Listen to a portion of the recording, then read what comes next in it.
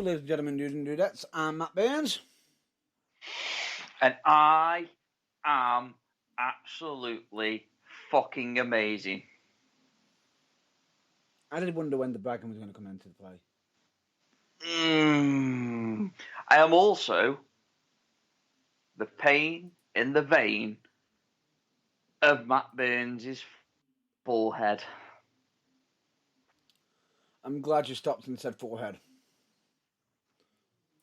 Well, I'm kind of glad I did myself, actually, because I've already broke the sweater, so, I just thought go for the double, but then I thought, nah, who wants double?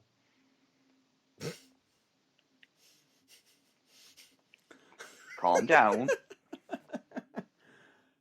No, I love it. Calm down. I am calm. I am calm. Silly little man. Little? I'll take that as a compliment. Yeah, I wouldn't if I was you. Well, who cares? You said it. Anyway, I am James Irvine. I am the better half of the Burning Truth. So mind. I just thought I'd put no. Let's just keep this clean now because we know it'll get filthy later. No, not later. You just didn't get that joke then, did you? I got it. No, you didn't. Well, do you care? Quoting South Park again. Anyway, I am going to get this watershed out of the way before we start talking rude. I was going to say general nonsense. Yeah, well, I'd call it something else, but the watershed hasn't been done. Exactly. And I've already broken the swear barrier. You have a little bit, but the difference is we've got like a little bit of a label on it beforehand, so we're covered on little bits. So that and it could be misinterpreted as me saying four kings. Exactly. See. Anyway. See what you did there. So, without further ado, I bring to you the Sunday Watershed. Yes. 6 p.m. Watershed, actually. Yes. The following broadcast may contain language, opinions, and topics that may not be suitable for younger listeners or for those that are easily offended. However, I do believe that Wizardora is much easier on the eyes and ears. How are you liking these retro ones? You've got to go retro from time to time, and it could actually go into like a nice little theme, couldn't it? Wizardora. If I hear that and it gets stuck in my head, I know for a fact that I will not be alive next week. I'll be blaming you. Ah, dear. So, you know how you were saying to me before the show that you were worried that something was going to happen because it is a certain special occasion that is arising on Tuesday. No. No. So, can I just ask you, have you got your phone available, Mr. Burns? I do. Right, okay. So, I have something for you. Can you make sure that you put it on loud, please? Let me just, I believe we've actually even had a comment. Okay, read the comment as I just send you this. No, it's all right. It's all right. It's just one of them false advertising comments. Right. Okay. So I have just sent you a little video. I want you to play it, but I want you to play it so everyone can hear it. If my phone goes off loudly, apologies if there's any calls, because I was not expecting this. But just make sure that you turn it up very loud so everyone can hear it, including myself. I'm dreading this already. Come on, Mr. Burns. I've got it on as loud as possible, but I've also got it minimized so it's only the media. So if any calls come through now, it shouldn't happen. Okay, then go on.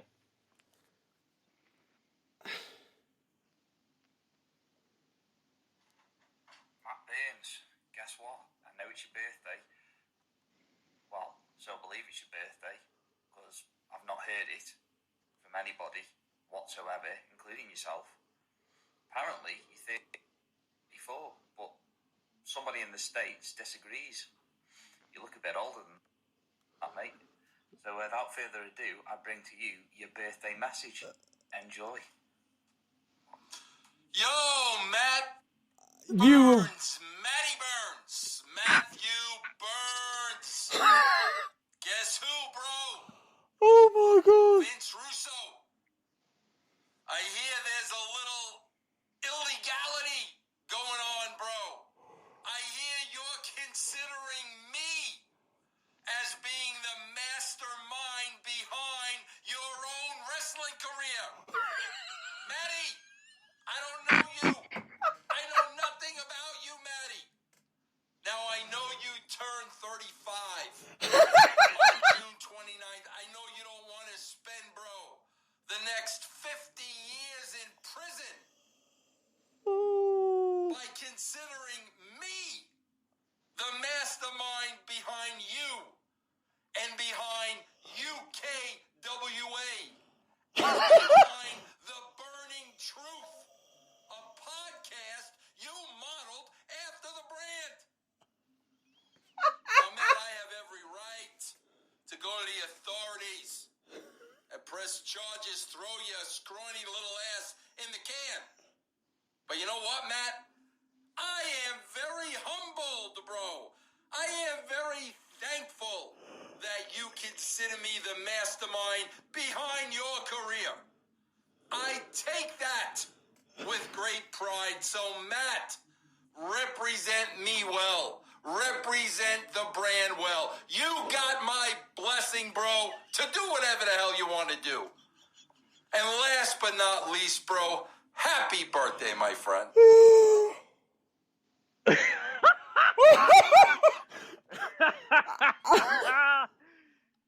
Happy birthday, dude.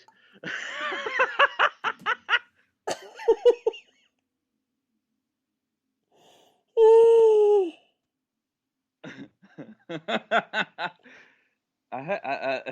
all right there? Are you all right there, mate?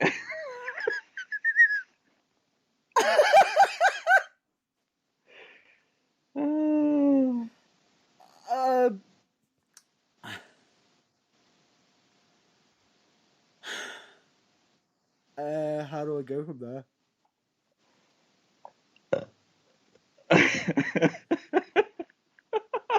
Where do I go from there? Well, ladies and gentlemen, I do believe that Matt Burns is currently very starstruck.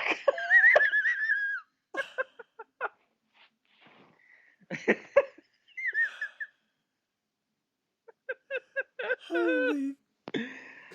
I'm so glad you like one shit out the way, you fucker. What was that? You fucking twat.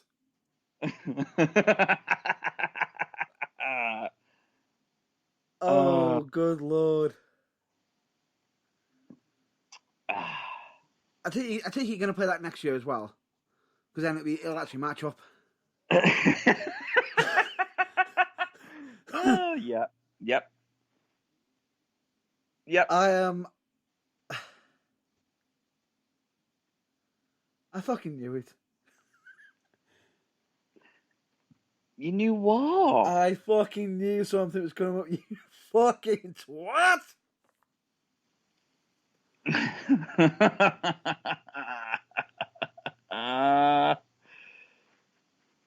I don't know.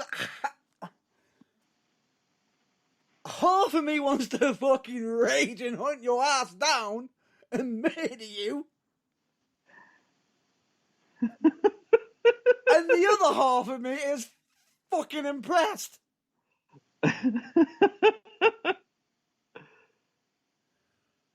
Holy shit. You know what? Well, I'm gonna have to put that on the YouTube channel now, you bastard, on my birthday, aren't I? Well, I'm just going to. Yeah. Yeah, I'll do I'm it. just going to say to everyone.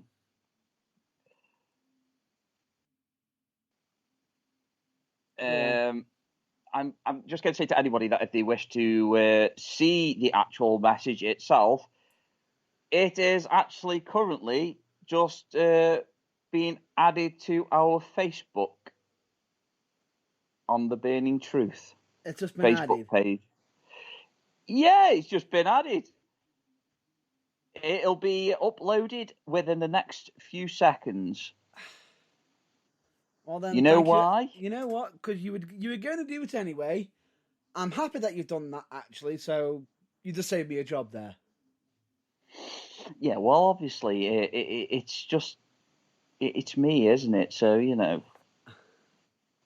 But if you do want to watch it, it will be uploaded very, very shortly. I'm just currently waiting for it to. I'm just thinking of ways to murder you. but also reward you for such an impressive bloody fucking prank. Don't you threaten me with a good time, young man. Or should I say old man?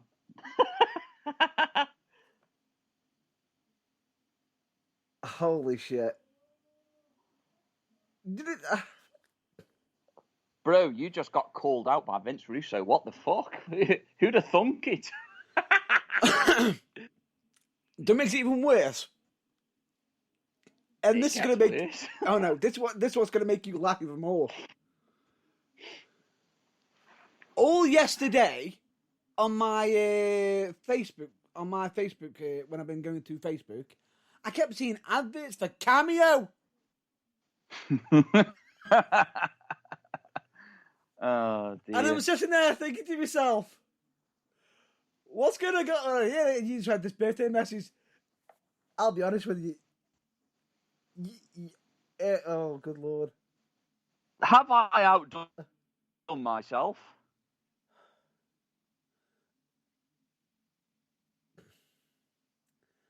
I think I have, Outdone haven't I? yourself. I'm fucking speechless. Well, clearly, I had a little bit of help, a lot of help, but Doesn't you matter. know, It it doesn't takes matter. it's always a joint effort, and I enjoyed it immensely. Like I Do said you to you, do you know how long I have been sitting on that? I have no idea. I was going to ask. About a month, maybe 2 months. I know it's definitely over a month actually.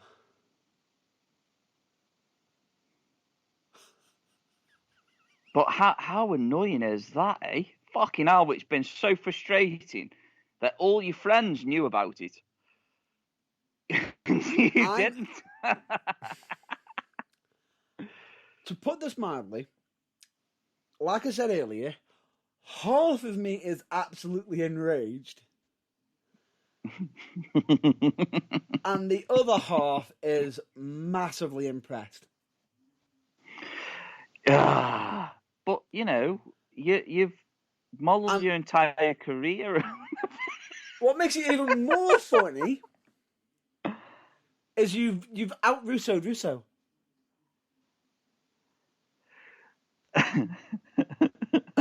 Go on. You swerved. You double swerved. You swerved me, and you swerved me. Well, you see, if you hear rustling at the moment, I'm just having a snacky snack because all that laughing has picked up my appetite. But you know, I am who'd massively have thunk impressed. that I could out Vince Russo? I am. Well, it's actually on the Facebook website now. It's on our Facebook I'm page. telling you this now. The more I think about it, the more I'm impressed by it.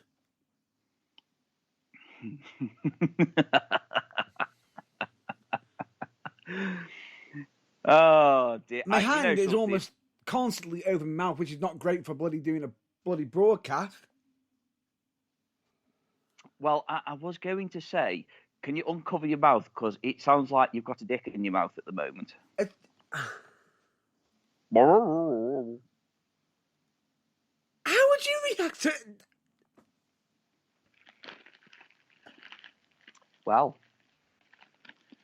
again, Matt Burns is speechless. We've been live for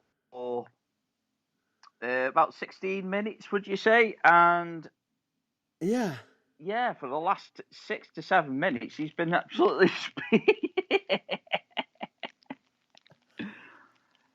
Do you know what makes it even worse?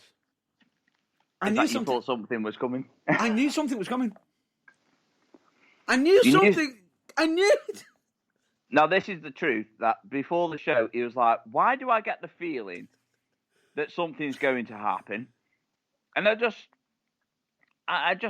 you know, I just lured him into a full sense of security.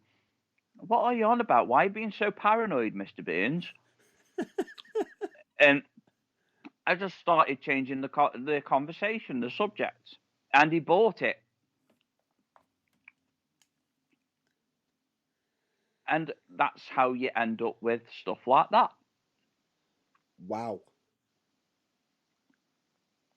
Wow. So yeah, took a detour on that one, didn't I, bitch? I'm just. Is that speechless if you got the ding?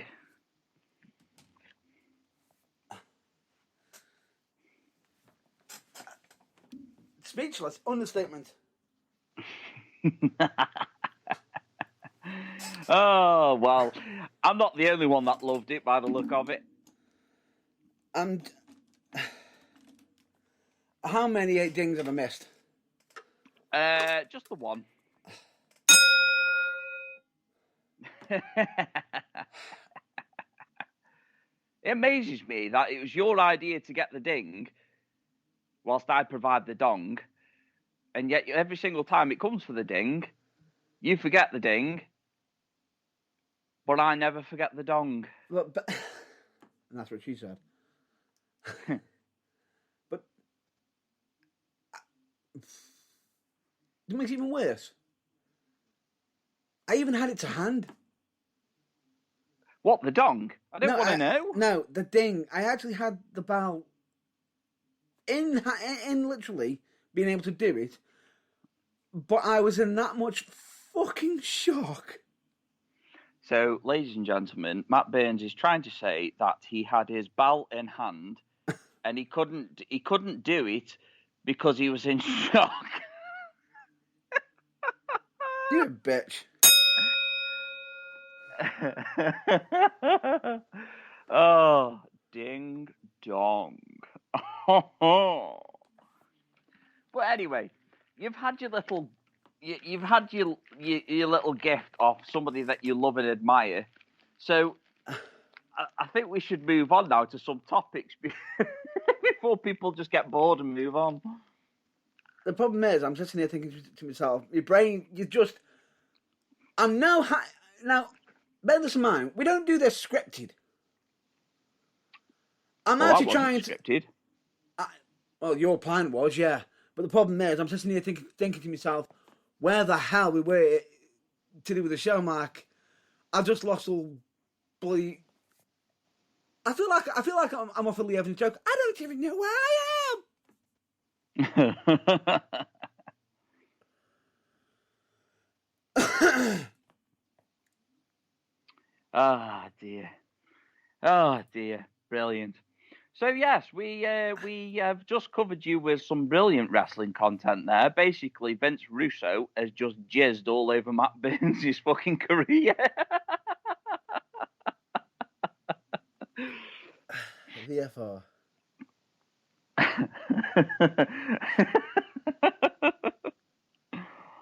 Oh, loved it. It was the best thing ever. I'm gonna have to ask you something after the show. Okay. I'm gonna have to ask you how the hell you got all the fine details arranged and everything, because I just need to know how long this has been planned for, what went into it and everything, because I'm not impressed. Well, let's just put it this way. It didn't take very long to come up with the script, and it didn't take very long for him to actually do it. Normally, it takes a couple of weeks to get a response, and it came the next morning. Wow.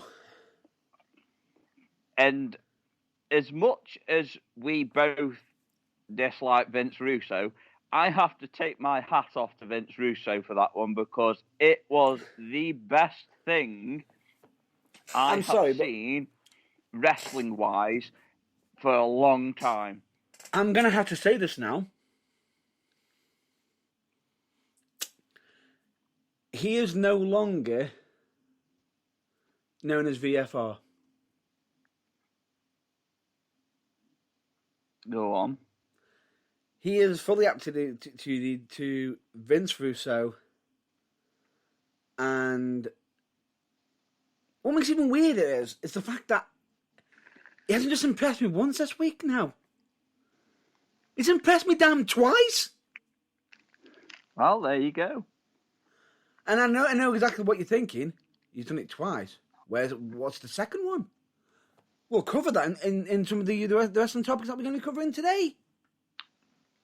Well, I have been trying to push you, but you're still in shock. Right, I believe we were about to do what we normally advocate. Mm-hmm. Were we? Right. Yes, exactly. So, without further ado, we bring to you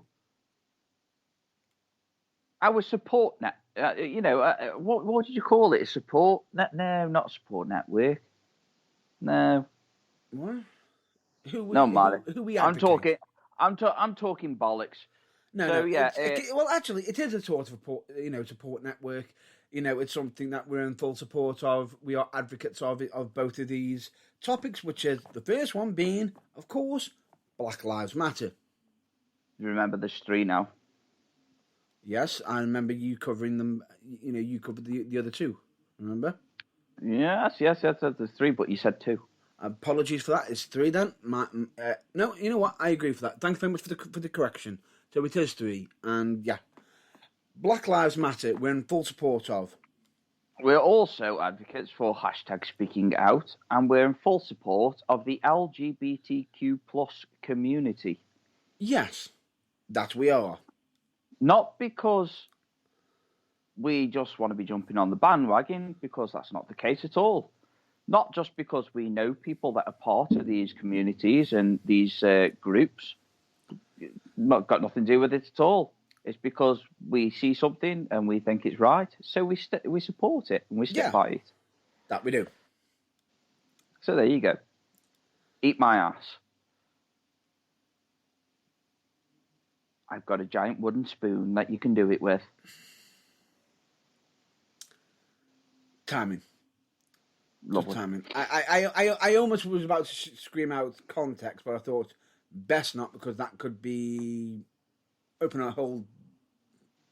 No, door. just stop. Just stop, and just think about what you're going to say before you say it, because you know an innuendo will come out of it. That's why I pretty much just stopped then. Yes, exactly. So yes, we've done that little bit. Now let's move on. We'll move on to the blog, or should we say vlog? Not Matt Burns' log. Which it hasn't been for quite some time. Which is good, because it's nice to see your pretty little face. Yay! But yeah, seeing as it's been, as it was mentioned on the vlog, it's been, 2 or 3 weeks?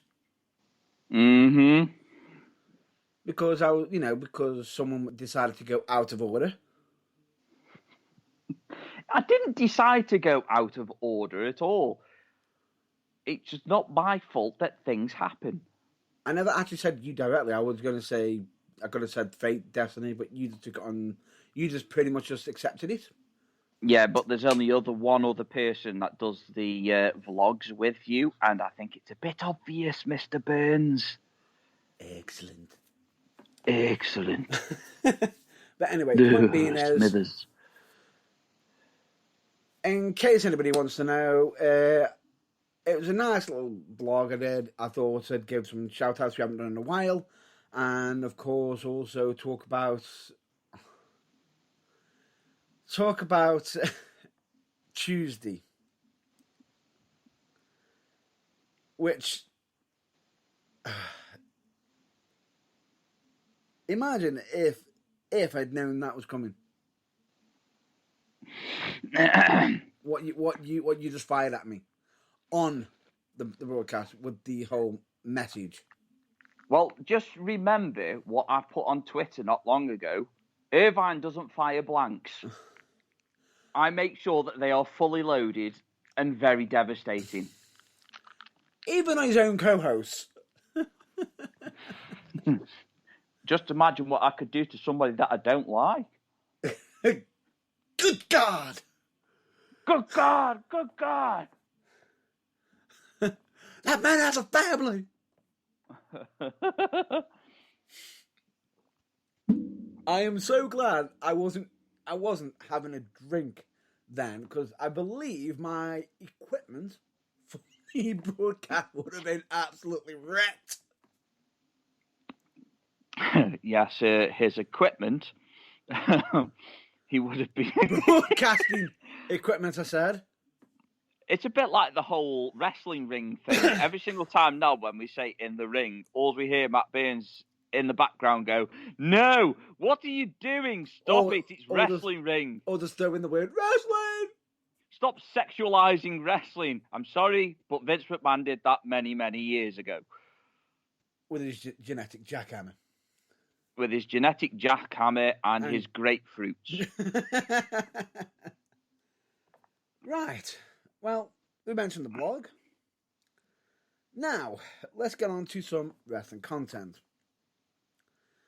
And because of what's just happened, I'm gonna have to jump into that topic already, aren't I? Yes. Because it just segues naturally into it. Yes. Because, quite frankly, we all know that WWE Raw has been absolutely gutter trash. Mm-hmm. And Vince Russo has even taken pot shots at some of the segments that have been happening on Raw. Yeah. One of them involving Mansoor, Jackson Riker, and that's not how you spell Jackson, or Riker. Yeah. And of course, I believe Ali. Prince Ali. No, we're not going to go down that road. All I'm going to say is his exact words were, that was play school acting.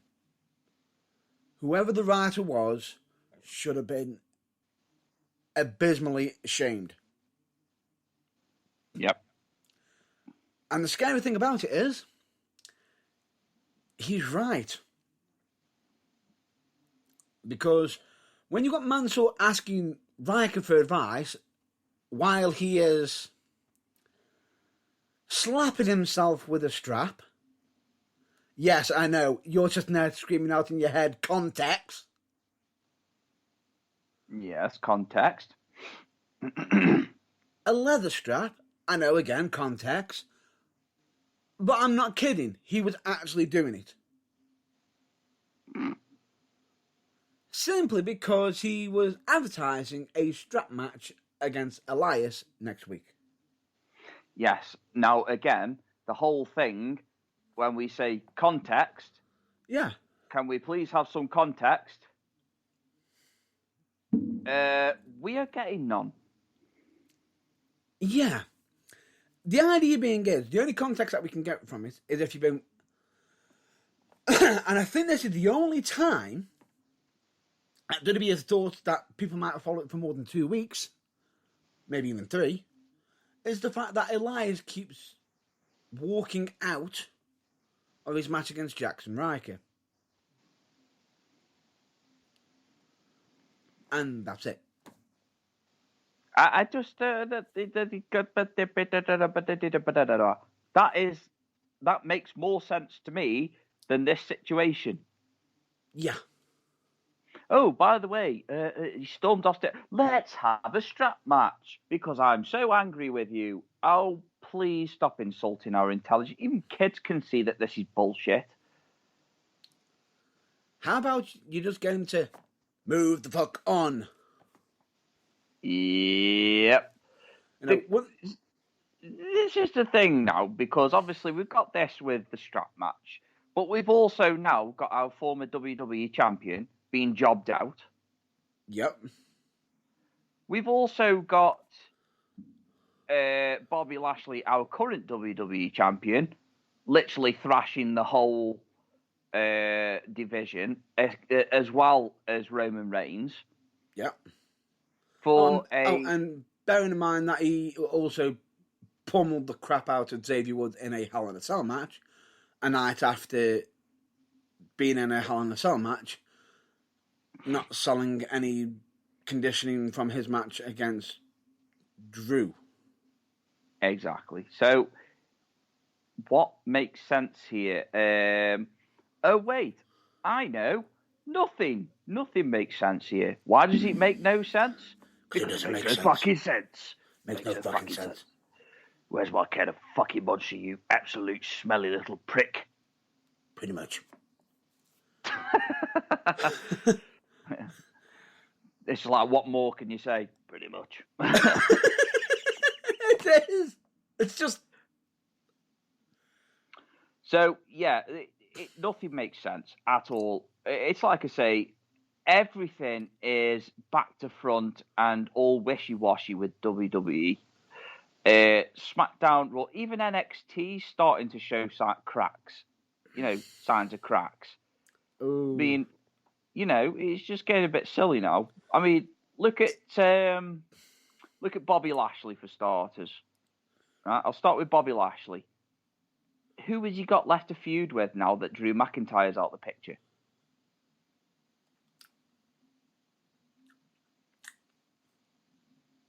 Hi, Kofi. Answers on a postcard. Kofi Kingston. But it's not a legitimate fucking challenge, is it? Can you? I'm not being funny, but you saw what Brock Lesnar did to Kofi Kingston, yeah, to win the title in the first place. Yeah. So Drew McIntyre wins it. Drew McIntyre's lost it twice. Yeah, and hasn't won a Hell in a Cell match ever. Yeah, exactly. So, but that could be something that could be built on if the creative writing team knew what the fuck they were doing. Or they might just DQ his next match. It's something called continuity. Use it, people. Use it. We like continuity in wrestling. We like a good storyline. We don't just like watching people beating the crap out of each other. We actually genuinely like storytelling. Please tell a story that makes fucking sense. Yeah, but then again, we can probably explain why it probably doesn't make sense a bit later, because that's almost a nice segue into one of the other topics. But that's a bit later. Yeah, but I still want to talk about what, why, I think that they are going wrong with the current fucking shows, the current matches. I'm agreeing with you on this. And the scary thing about it is, that's almost a nice segue into one of the other topics that we've got. But we're not going to rush into that one, because that one is going to be a whole... Bigger than Vince Russo cutting a promo on a certain Matt Burns. I'm never going to forget that. Well, you've got no fucking... You're not going to be able to forget it, because it's going to be there permanently in your face every single time. Even next year when you actually do turn 35. Oh, no. What makes it worse is, I think if even someone somehow miraculously made it vanish, it will still haunt me. Because it's almost like you've left me a scar on me, a deep mental scar onto me. Well, it couldn't be any worse than that physical scar. But, let's not talk about that one.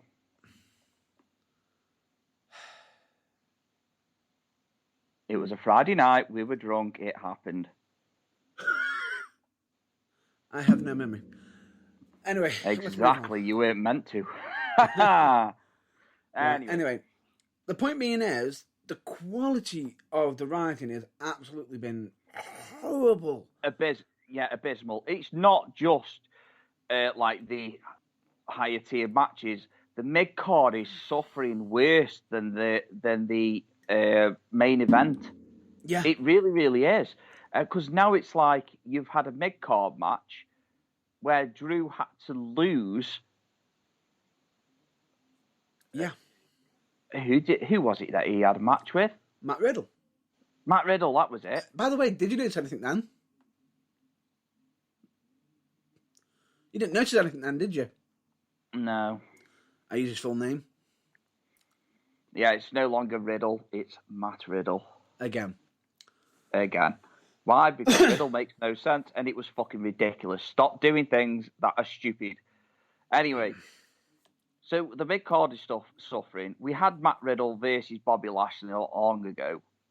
Yep. And are we going to be having it again? Because every single time that Matt Riddle or Kofi Kingston is going to step in front of Bobby Lashley, they're going to get absolutely fucking annihilated. Because Vince loves Bobby Lashley. He loved him when he was, back in, what was it? 2004, 5, 6?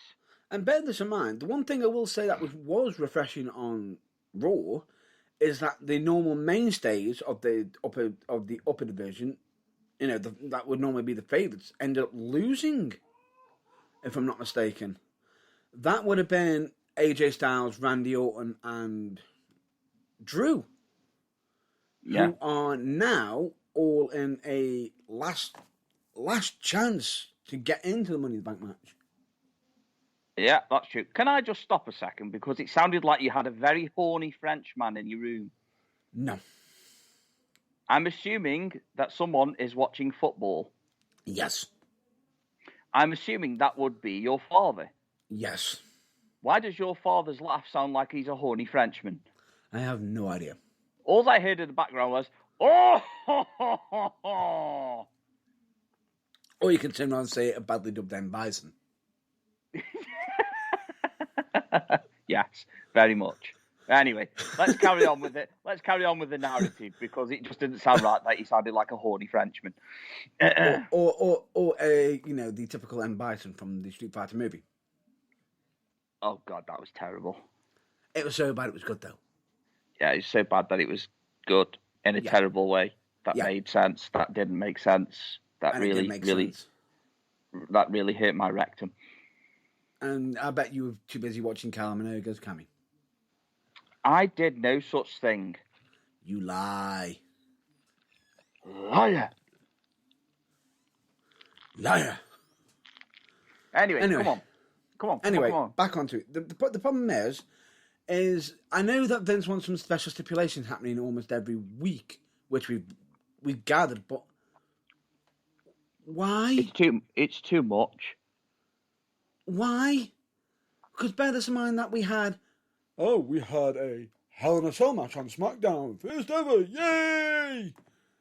Then we had the Hell in a Cell pay-per-view where we had 2 Hell in a Cell matches, yay! And then we got another Hell in a Cell match on the... Yeah, I was about to say, because you had the SmackDown one, then you had the Hell in a Cell event itself. Yeah. And now you're going to be having another one. And you had another one. It just... Why? Why are we doing this? Which, by the way, I will give props to Xavier Woods for the springboard elbow drop to the table on Bobby Lashley. Didn't think he was going to make it. Yeah, that's fair enough. Didn't think he was going to make it. Didn't think he was going to have the leap. All I'm going to say is, I'm not saying that these matches aren't full of high risk spectacles, because there are some typically great moments. Even in matches with Brock Lesnar and all the shite that he's done when he was going on that massive long Universal title run and what have you, it's just, ugh. But in some of the matches, there were some really, really decent parts of it. But what I'm saying is that it's not so much the ability of the athletes themselves or the actual in-ring work. It's the storytelling that's terrible and the continuity. It just really doesn't make sense. And this is why when I look at Raw, I think, do I want to be putting myself through 3 hours of fucking torture? Would I rather go and boot myself into an endoscopy unit and have a tube shoved up my bum with a camera on the end of it than watch 3 hours of fucking Raw? Yes, I would. I would rather have a jumbo-sized enema rather than watch Raw at the moment. And this is why I sway to AEW, because they're getting all the T's and Z's and everything right. You know, they're getting everything right at the moment for me. But that's for me. It's not everyone's cup of tea. No, I agree. No, I absolutely agree. They seem to be doing a lot of things right. And I know a lot of people who are going to be sitting there saying, but you're just a bunch of AEW fans. You know, you don't want to follow WWE. We're not, though. We're not. We genuinely aren't. This is the thing. I love AEW because it reminds me so much of the Attitude Era. And, you know, one of the greatest eras to ever grace our TV screens. But it's not perfect. I get that, obviously, with the Sparkler match and other bits and bobs, which we've covered in the past it's not anyway. Perfect. But it's not perfect, but it's still a really, really good product. Yeah. I mean, look at the game that they're going to be bringing out. I've seen bits of Darby Allin being played, and I'm looking forward to that game because it looks absolutely amazing. It looks like how a WWE game should look. Yeah. No, I agree. It's like the whole Tony Khan situation when you've had loads of WWE fans saying, "Oh, Tony Khan's in the red, like he spent too much money, blah blah blah." Man is a multi-millionaire, if not billionaire. And I'm going to say this: this is how far they're going to go with the whole, with the trying to aim at AEW, because I believe they've even used the AEW, and made an acronym, or just used the letters to make out, it doesn't stand for All Elite Wrestling; it stands for All ex-WWE. Yeah, but that's what I mean, though, about WWE fans that are very fickle. It's like football. Everyone's so territorial about this shit. It's really pathetic. Why can't you just be a fan of every single one? What is wrong with you? Why not be a fan of wrestling? Our desire is to literally have Impact be great, WWE be great, WWE be great, AEW be great, ROH, New Japan, even though New Japan is just great. Oh, yeah. New Japan is just great. They've got some great talent over there. Oh, agreed. But, it's just like, why are we doing this? And even on the UK scene. It's very tribal. It's very school orientated, where it's like, oh, I don't want to go to that school because they're all scumbags from that school. They're 2 minutes down the road, you dickhead, and they fucking live in the same area as you. So why are they scumbags? Come on, get a grip. Yeah. Get a fucking grip.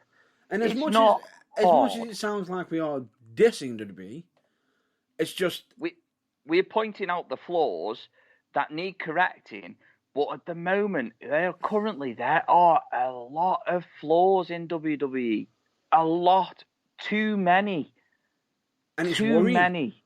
It is worrying because it seems to me that something that we grew up with and loved very dearly growing up is now being turned inside out by lazy hiring, lazy writing, and just poor money management. Yeah. If it is the case that they are struggling for funds, hence why they've released so many wrestlers.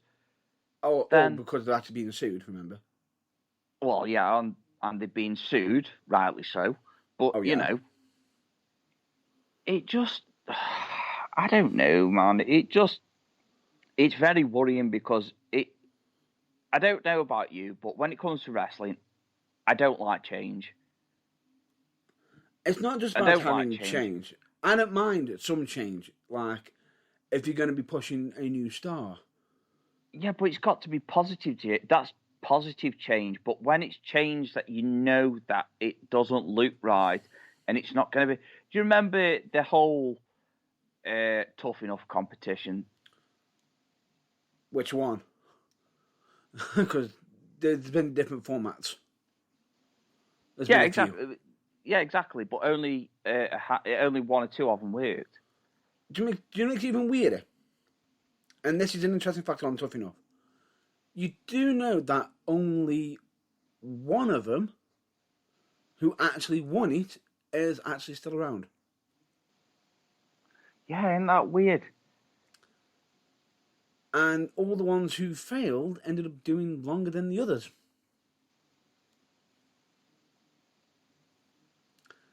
And here's the little thing.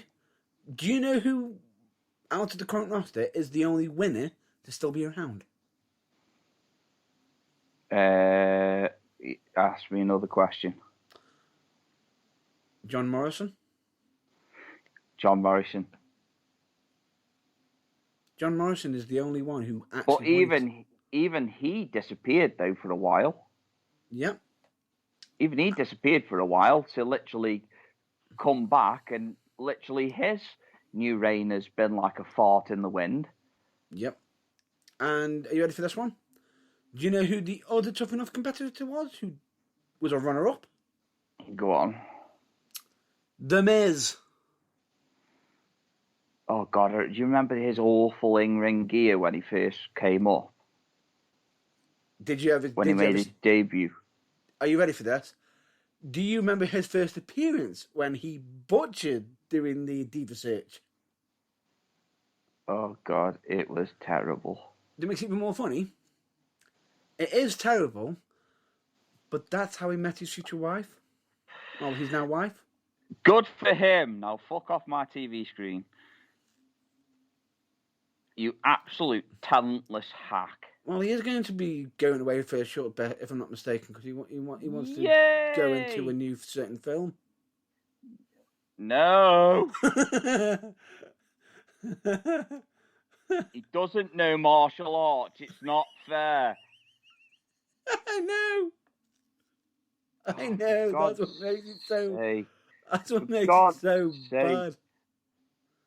Even Stone Cold could do a better fucking job. And he's about as flexible as a stiff plank at the moment. Can you imagine him trying to do like the Johnny Cage fucking split? His balls would end up in his neck. All I heard was. Fucking hell. Just shoot me now. If you wonder what we're talking about Mortal Kombat. Johnny Cage. I hate you, The Miz. If you get it, I will never, ever, ever forgive you for anything ever again. Doesn't matter how good you do it, I will never forgive you. You're not Johnny Cage. You're not Johnny Cage. And I repeat this with great passion. You are not Johnny Cage.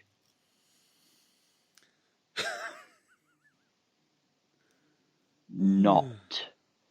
So anyway, let's get back to the topic at hand. Which was to do with Raw, if I'm not mistaken. Yeah. Well, not just Raw, SmackDown too. It's just... Well, it's not just SmackDown, it's also NXT. Because even the segments where that requires... Right, the issue I have with NXT is the Diamond Mine stuff, fine. The main event picture scene, the Samoa Joe stuff, mwah, French kiss.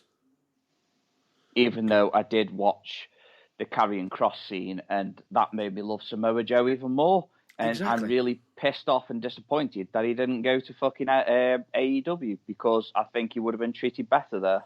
But at the moment, I don't think he's well enough to wrestle at the moment. But at least they're giving him something that is allowing him to keep his credibility in such a good, strong standard, which Which is from the mind of Triple H. We know that. Well, it's only in the mind of Triple H because he knows Samoa Joe can do the fucking job, but they want to let him go in the first place because he was doing really well on the commentary. But again, if I was Samoa Joe, I wouldn't want to be commentating on that pile of fucking shit. Well, bear in mind that when he got released, Triple H was pretty much blowing a gasket. I fucking would be as well. If I was Triple H, I'd be literally trying to put my fucking foot right up Vince McMahon's arse. I think that's what ended up happening, and why we got him back. Good. Anyway. But we haven't covered SmackDown. We haven't covered SmackDown yet. Anyway, you jumped straight from Raw to NXT. No, because it's in order. You'll see why in a minute. The issue I have with NXT is the fact that when it comes to some of the backstage segments, if you're going to be hitting somebody... Hit them. Yeah. Because there's two people who come to mind right now. I believe one of them is Cameron Grimes. If you're going to do a Superman punch because someone's upset your idol. I hate that move. I hate that move. Oh my God, I hate it so much. No. His version was just... He looked like he gave him a bop on the nose. And the guy sold it like he'd been punched to death. Right, so complete oversell. I've got a massive problem with people that oversell things because it just makes it even less believable. Unless you're Shawn Michaels at SummerSlam against Hulk Hogan, then it's fucking hilarious. Well, yeah, that was just hilarious. But that was because he was being a dick at that phase. Oh no. We'll make that our moment, which we'll discuss a bit more on why that happened. I even know the why behind it. Yeah, well, don't forget the Triple H oversell as well. Oh, that's even better. Now, anyway. And The Rock. Oh, yeah. Always on the stunner. But anyway, point being is the other one, I believe it's Tony Atlas, is it? Or is it... Not Tony Atlas. What's... I'm just trying to remember the gentleman's name in NXT. Oh, he's a gentleman now, is he? I was trying to be professional. Well, anyway, his last name is Atlas. There's a segment where you got a guy standing over somebody, and he's like, yeah, and he come in, hit the worst, most shocking kick I have ever seen, and the guy sort of like he'd been shot out of a cannon, and then he turns around to the camera, well, it looks like I'm ready to join the fight. I'm like... No, you're not. Fuck off! Well, what annoys me the most is that we currently actually have finishers that look very weak at the moment. And another thing as well about WWE, which really irritates me more than anything in the world, is nobody's finisher is protected. Yeah. A finisher isn't and finisher also, anymore. Nobody's gimmick is protected anymore. Enter Nikki Cross. Or should I say Hurricane Helms? Or should I say Rosie? It's not Hurricane Helms, and we'll get to that because I believe Hurricane Helms even put his 2 cents on it. I bet he did. I bet it was fucking 2 cents just to fucking pay for the costume. It looks that cheap and nasty. And what makes it even worse is the fact that it might have not have been the writer's idea. It might have actually been Nikki Cross's. Well, if it was Nikki Cross's idea, then somebody seriously needs to tell her what works and what fucking doesn't, because it doesn't work. And she's not a superhero. She acknowledges that. She just sounds like... Oh, don't mind. Anyway, I just wanted... I know. But that could be a nice segue in, man, because we've got to jump over to a boy. You mentioned talk about a boyfriend shortly. Well, I want to talk about another thing that didn't make sense. Go on. It does and it doesn't. Obviously, the only thing I like on NXT at the moment, I'll just speak about this for a moment, is the only thing that I like about NXT at the moment is Ted DiBiase and the whole Cameron Grimes thing and the $1 million belt. and LA Knight. I think it's absolutely brilliant. I love it. I'm glad to see the million. And the man takes a good bump for his age. Yeah, he does. Jesus Christ. Some people have been saying, let's just put these rumours to bed because it has been fucking confirmed anyway. That no, Ted DiBiase Jr. will not be coming back. No, he has retired. He has literally, he retired the time that he realised that WWE were going to be screwing around with him.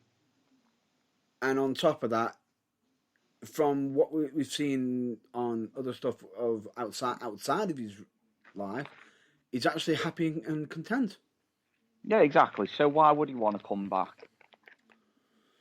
If he does come back, no then I'm just hoping it's for the right reasons and not just for the money.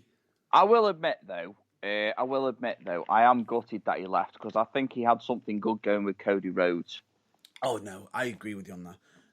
And the weird thing about it is not many people could play not many people could play the situation that he did with being the $1 Million Man's son and get over so quickly.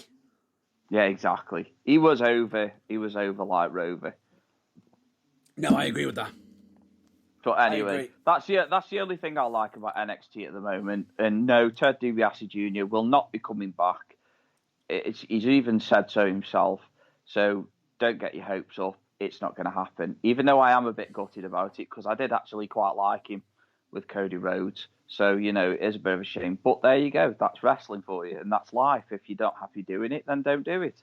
And he's got his own business now outside. Hats off to him. But However, last topic on NXT, and this is actually a positive one. What, the last one wasn't? No, the one I'm about to cover now as well. Come on, then. Because it's actually going to go quite well for us. Because I believe that there's been pictures of Harlem Bravado with Triple H at NXT. Because he has signed a contract. Right. And is most likely going to be debuting soon. And Harlem Bravado is somebody who we've actually interviewed on The Burning Truth. And is an absolute general awesome talent, who I will say. And for someone his size, damn, he can move. Well, all I can say is good luck to you. Gutted I wasn't there to interview you, but okay. Well done.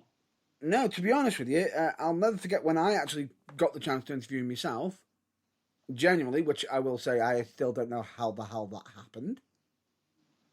Yeah, but sometimes it's nice to know that you've actually carried that on until when I started joining you on The Burning Truth, is that you still like the random activities, and that's what I like to do, and that's what I like to hear and see. Yeah. But one thing I will say... Shit just happens. To quote Simon Miller, and I do this quite a lot, is that stuff just happens. Just happens. But on The Burning Truth, shit just happens.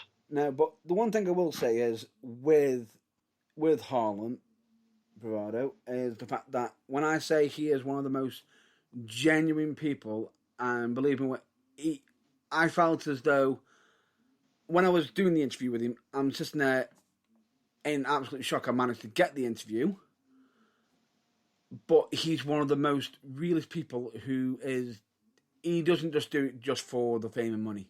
You can tell he does it for he loves the fans.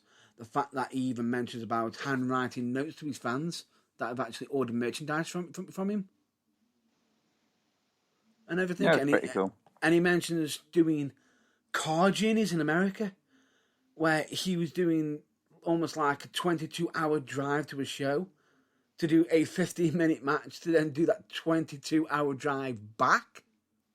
See, now this is the problem that he's going to have now, because now that he's going to be signing for NXT, or already signed for NXT, he's going to be a lot more popular, and it's going to be a lot more difficult to do things like that now. And he will know that, but once you're signed under a WWE contract, you know for a fact that your hands are tied. Them 24-hour drives or 22-hour drives won't be happening because you won't be doing house shows for anybody else. You are currently a WWE freelance worker. Freelance. No, an independent worker. An independent contractor. That's the word. So you're not going to be able to do stuff like that anymore. You're just going to be wrestling for WWE, and that's it. You can't do anymore, unlike AEW, where you can still wrestle at different places. This is why I love AEW. Actually, no. It gives the opportunity for wrestlers to actually earn extra income outside of wrestling, setting them up for the future. True, but at the same time, if this has been a goal of his, then all the best to him. I hope nothing but the best. I am not shit. I would not deny anybody. Like I say, I'm a fan of both. I'm a fan of all wrestling. Just not ones where you've got a match between a man and a woman for a cat. But, you know, I'm a fan of all wrestling that makes fucking sense. Subtle. Did you see that flying brick? I don't even think that was a brick. It's more like a grenade. I think that was a fucking javelin, wasn't it? Pretty much. Anyway, so I'm a fan of all wrestling, so I've got no qualms with him living the dream. Who wouldn't? It's the ultimate goal for any wrestler to wrestle for WWE. If you can make it that far, then or one of the big companies. Or one of the big companies, but your main one's always going to be WWE. Let's just face facts. Yeah. AEW may be in the future, see how it goes. But WWE is the main one. So, yeah, hats off to him. Go for it. I hope you do really well. But I will say that all of the wrestlers that have been released by WWE, including a current fucking release, has put out a statement thanking the WWE and McMahon and Triple H, etc., for the years that he's had in the WWE. And I'm sorry, but he was probably one of the talents that got shat on from a great height. But at least, so why would you thank them for that? He's not burning down that bridge as much as, if you got what I mean. He's still not burning that bridge as much as it might be tempting to do so. Well, I'm surprised Sami Zayn hasn't been fucking chucked to the curb because he mentioned AEW on a fucking on a WWE fucking show once. Yeah, but that was for the shock value, and he did get absolutely grilled over that. Yeah, but AEW wouldn't be bothered about that. It's only Vince because he doesn't want to give them any fucking inclination that they exist. Or the fact that he doesn't want any of the other, basically, and we go, oh yeah, I forgot about that turn over.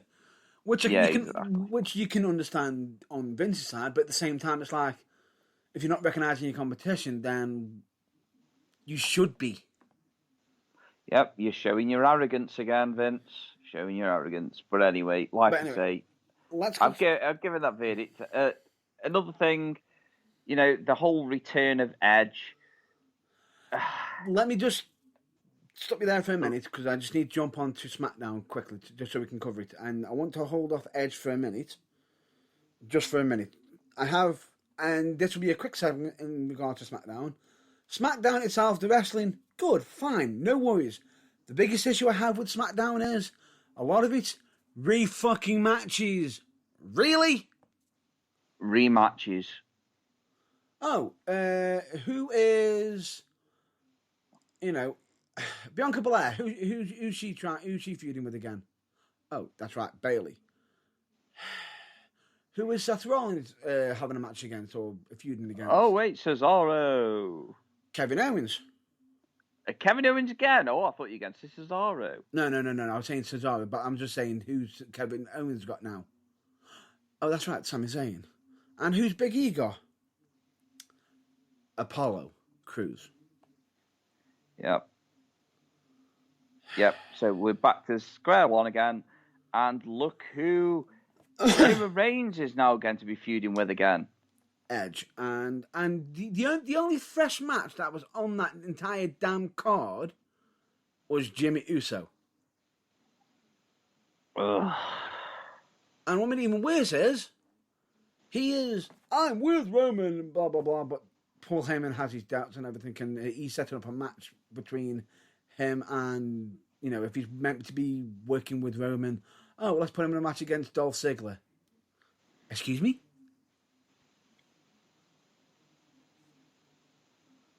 Wow.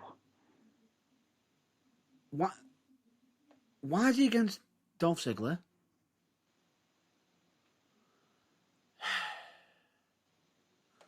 Doesn't make sense. Agreed? Oh, God. I just, it's rotting my brain. There's too many rematches, and then all of a sudden, we get to the final segment, which is, as you said, Edge makes his big return. Roman Reigns comes out, cuts a promo.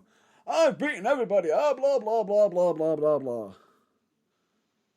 Edge walks out, starts brawling with him, a bit of back and forth. Edge spears him, looks like he's about to hit the concerto. For Jimmy make the save, even though, Jay's suddenly gone missing. No idea why. Does anybody care? And then Edge spears Jimmy through the barricade. Gets up. Right. Roman is up the ramp, looking on Edge.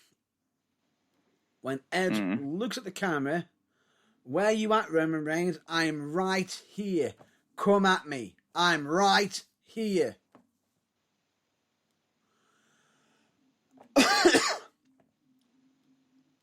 Edge, turn 90 degrees to the fucking right and you'll see him. Oh, well, this is what I'm saying, though. It's crap because Cesaro should have been the man to take him down. And now, because Edge has made his return, Cesaro somehow now has found himself back in the mid-card. And bearing in mind that I wonder how many people who watched Edge make his big return had to Google what it said on his shirt. Yeah, just don't, because I'm still confused. And yes, ladies and gentlemen, you did just hear me say Google it. Yes. Yes, you did hear Matt Burns say to Google it, because even Matt Burns every now and then has to Google things. Don't you, Matt Burns? No, I'm not afraid to admit that. Not afraid to admit that. If I don't know it and it's something like, what was written on Edge's shirt, and I'm wondering what it means, research. Anyway, research. I think we need to sway away from WWE right now, this very second, because it's hurting my brain. It really, really is. Oh, we're not done yet. With the amount of things that are wrong with it, the whole brand itself is ridiculous. And we have a reason why. Now, this is the main culprit. Have you got the quote in front of you? Oh, no. We're not going to get to the quote yet because I just want to get to the releases first. Because we've had more releases, and I'm not even going to go down the queue list or anything. Killian Dane's one of them, which is why I mentioned Nikki Cross's Fowler. Yeah. And many others, and big chunk of them from NXT. And you know it's bad when the 205 Live crew have been reduced to 6 members, and one of them is the Brian Kendrick, who is now a producer for that show. Can you imagine? Can you imagine? Oh, let's have a 6-man tag. They can't. We can't, because then we'd have no other matches for the fucking show. No. They can't, because the 6th one is now a producer who's retired from wrestling. Oh dear. Oh dear. That's what I mean. Shouldn't it be now that they just shut it down 205? Like, as much as I like the matches on there sometimes, like when Cedric Alexander was coming through the ranks, I really enjoyed watching him. Yeah, but now that 205's just been reduced to like a puddle of shit. Yep. Maybe it's time to shut it down and just try and focus on the main brands. Yep. But anyway, But anyway, out of all these releases, there's one release that we want to focus upon. Yeah, but can I just mention this first? Because I'm pretty sure, didn't Killian Dane shoot himself in the foot? How? Because I'm about in saying, I don't know if it was Killian Dane, but somebody went to AEW, Right. pretty much spoiled the results of the matches, went back to WWE, and now WWE have released him again, so now he's got nowhere to go. I don't think that was Killian Dane, was it? I don't know. I'm not 100%. I don't think it was. I did read it on Facebook earlier, and it was actually from quite a reliable source. So I don't know. I'll have to try and find it again, and I'll cover it next week. Yeah, we'll cover it next week. But anyway, now let's get on to this this one person we want to decide to talk about. And the scary thing about it is, it's not even a wrestler. No, it's not. It's actually something that we complain about every week. Yes. This was someone who had just recently got hired by WWE as well. They were a new WWE creative writer. Yay! And she didn't even manage to get her foot through the door until she got fucking booted straight back out of it again. Pretty much, which would be... And I apologise if I butcher this name. I wouldn't, because she deserves it, I think. Kennis Mobley is the name. And to make it even worse, do you know the stuff that we're going to be talking about right now? In regards to her being a WWE writer. This was during a segment of when she was on a podcast, which I believe is called Asian Not Asian Podcast. Yeah. And they were talking about the whole deal of being hired and everything. And some of the replies that were being provided by Mobley. Yeah. Wow.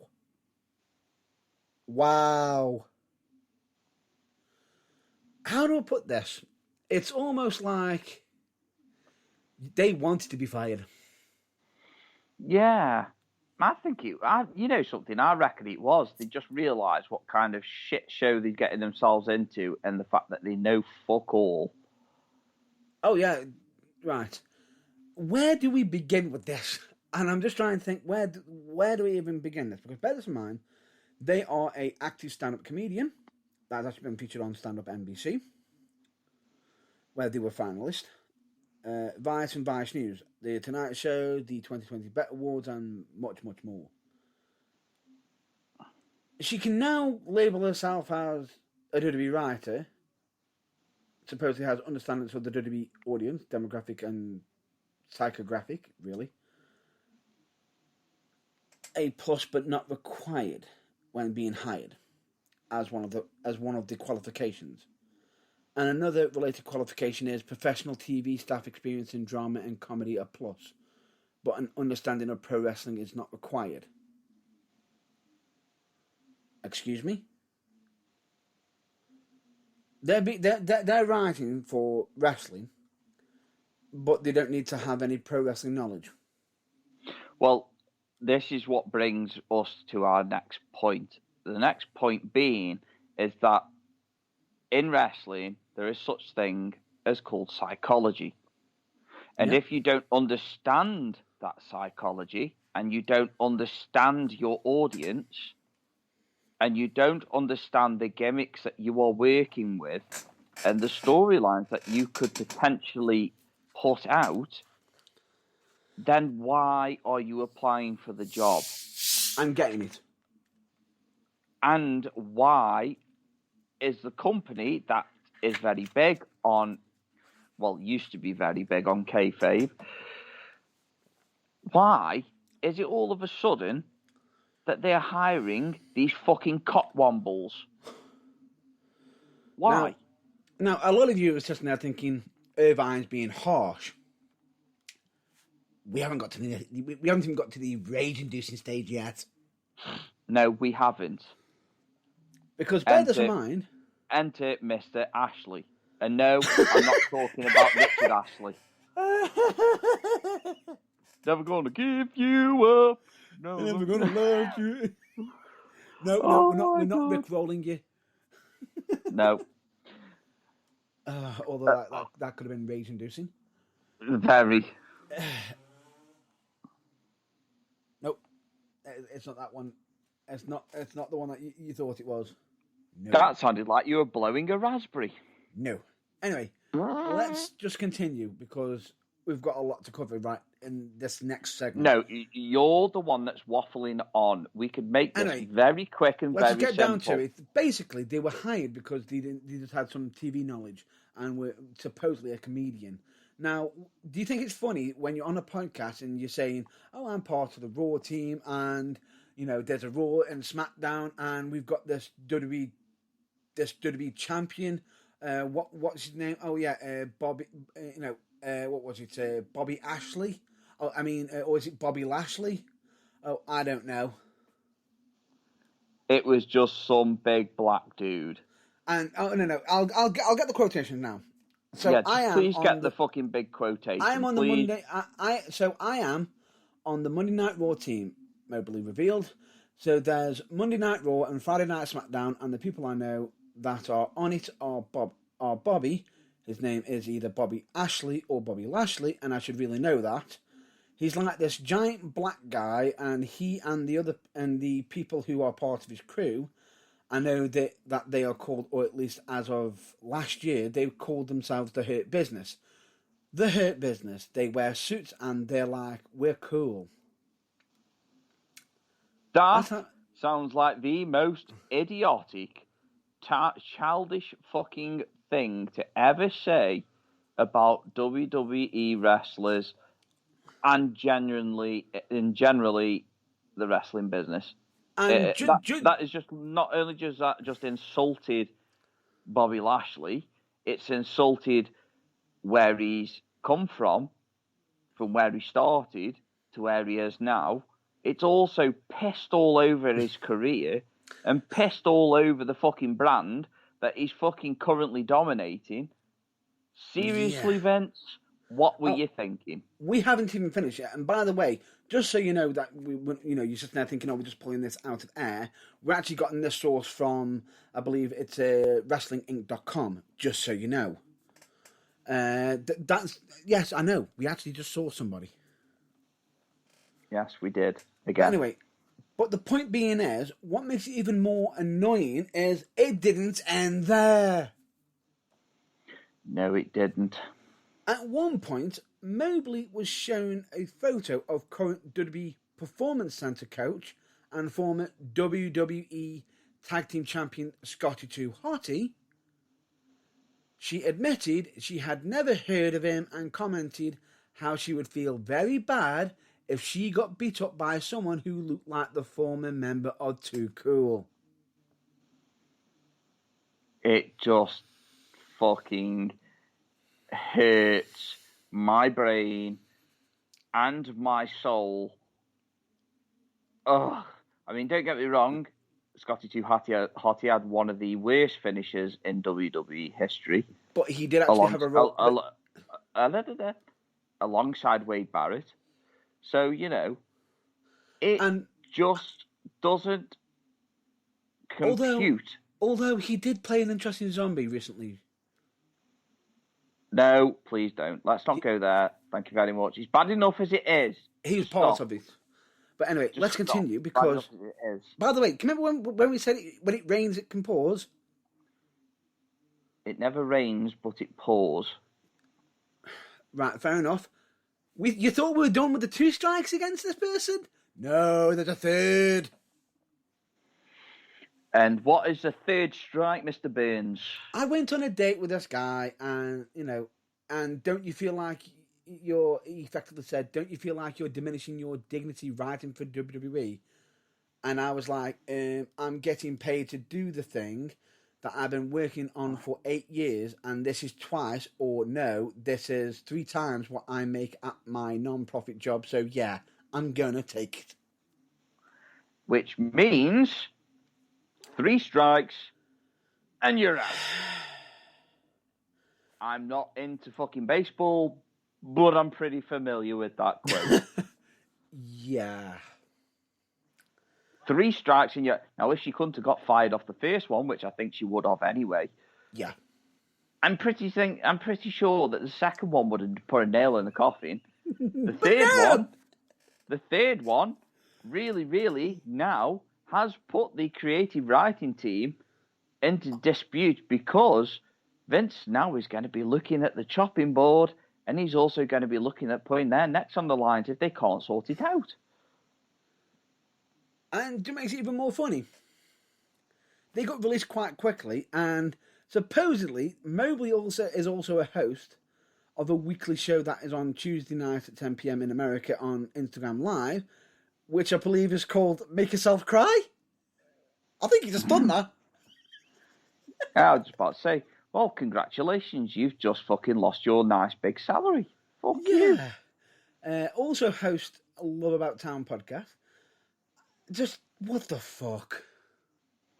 I just, like I say, I just don't think it's right. I don't think that their hiring process is very good at all. If anything, they need to be hiring ex-wrestlers that would be good at doing this because they understand the creative writing, they understand the psychology of wrestling, they understand that the storytelling is important. Majority of the wrestlers, if not all, know how to tell a story. It's just they are given absolute shit to work with, so ever likely, majority of the time, it just doesn't make sense. Doesn't make sense. Don't make fucking sense. And to make matters even worse, you know it's bad when I'm sitting here thinking to myself, can we just go back to the times when Edge and Booker T feuded over a shampoo commercial? Or go back to the times when Edge had sex with Lita on a bed live on an episode of Raw. Oh no! In the middle of the ring. No. We're not touching that subject. He already did. Giggity. No, we're not touching that subject because I believe that also caused a lot of backstage heat across the board. And I believe even John Cena was against the idea because it was quite degrading to somebody. But we won't go there. Yeah, all Vince can do is just claim it was different times. You fucking idiot. Yeah. Anyway, seeing as I just mentioned Booker T. Nice little segue there. You're gonna talk about his fucking Soldier of Fortune bollocks now, aren't you? No. Basically, Booker T lost his class action lawsuit against Activision in regards to his likeness being on Call of Duty, which I believe was Call of Duty 3. He thought it was an imitation of his G.I. Bro character. The case has been thrown out and just said, nope, see you later. And moving on. Goodbye, Booker T. And no, if you notice, we didn't even mention the room of candles. Oh, damn it! You just did. Why do you hurt yourself like this? I have no idea. I don't know.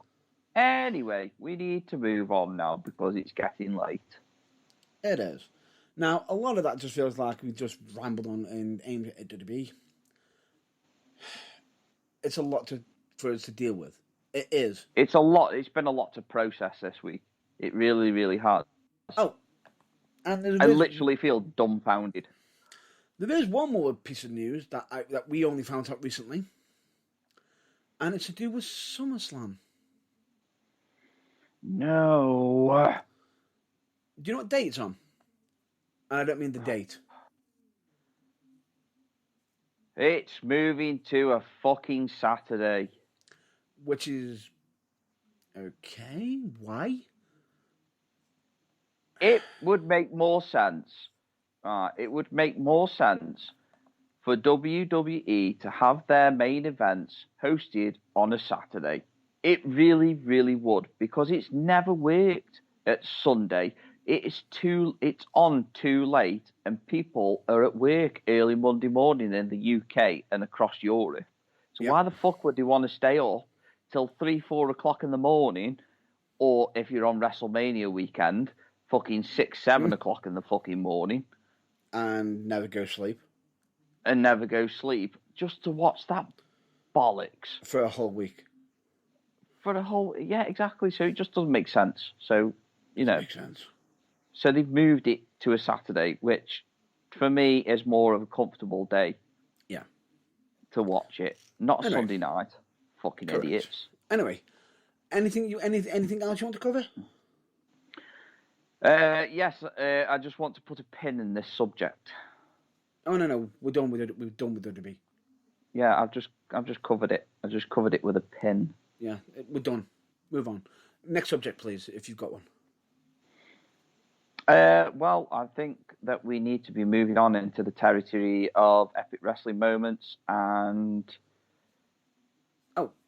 non-wrestling topics. There's one thing I want to just cover. Ladies and gentlemen, just because, don't fret over AEW. It is returning back to its regular scheduled programming of Wednesday night. It just did do a Saturday night special, but that's due to special reasons, I believe, which was unique in its own right, because a lot of people have been sitting there saying, well, it's been on Friday, Saturday, what's going on? We don't know when it's going to be staying. It will be returning back to its rightful scheduled programming of on Saturday. Yeah, because that was Saturday, Wednesday. Because it has been a bit confusing. Everyone's been dead confused about where it's going to be. Yeah. Or when it's going to be. So, It will be returning back to its scheduled programming. Just to point and out. we literally have nothing to say about AEW at the moment because there's nothing of any warrant to cover, and they're pretty much spot on at the moment. Doing well. Yeah, they're doing well. So that's where we want them to be. Got good competition. And they're exposing the weaknesses of the WWE. And as much as someone might turn around and say, it's all ex-WWE wrestlers, so fucking what? At least they're doing something with them.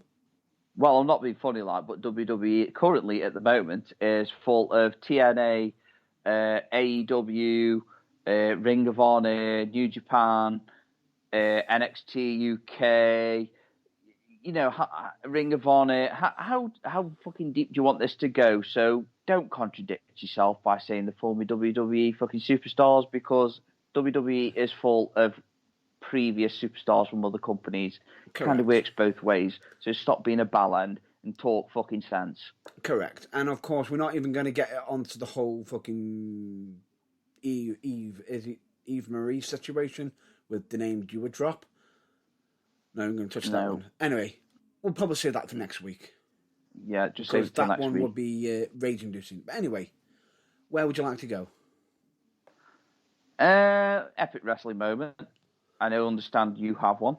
Yeah, which we already briefly mentioned earlier, which would be a certain SummerSlam match between Hogan and Shawn Michaels. Could it be the potential overselling from Shawn Michaels? Yes. And the reasons behind it were? The reasons behind it? Right. Originally, did you know that was meant to be a 3-match feud? No. It was originally meant to be a 3-match feud, but just before it came off, Hogan turned around and goes, that ain't happening. I'm not losing to that scrawny little runt.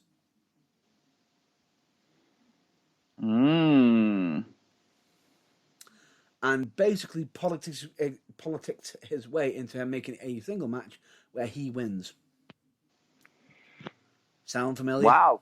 You mean Hulk Hogan made a fucking self-conscious decision to not put over another? Yeah. So, that doesn't sound like him at all. No, it doesn't. WCW. Yeah. Yeah, so Shawn just went, yeah, okay, no worries, I'm fine. He's a legend, of the wrestling business. But then decided to oversell the crap out of it. And you can see Hogan's face throughout the entire match, as if to say, "Fucking stop overselling."